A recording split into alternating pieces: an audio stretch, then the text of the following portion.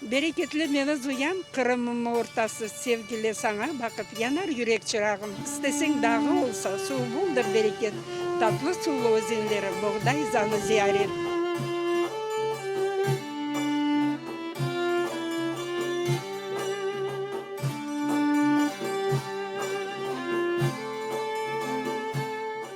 Хан керейлерін нелерінден Үзие апай бар екен, о мында кечіне, bir yerde onu ciyalar ama toprağın nerede alıngan bir kimse bilmiyor.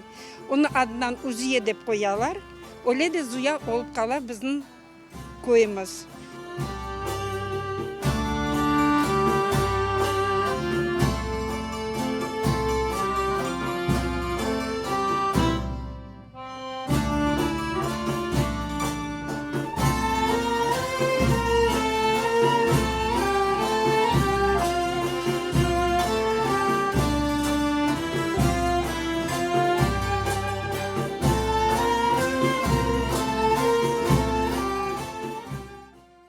...76. seneden beri yaşayarak, yine de elbette o zamanda gelip birden mesela bütün ya da işe yerleşmeye ya da başka neden geçmeye elbette oyunculukları bayağı gördük.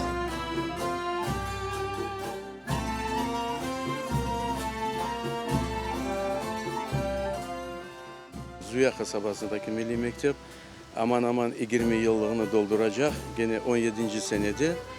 Çok sağ olsun bunu yapan insanlar. Onlar şimdi bu dünyanın terk etken soyları da var ama biz onları unutmayırıq. Onların balaları var. Balalarını da çağıramız bizim mektepte çalışmak için.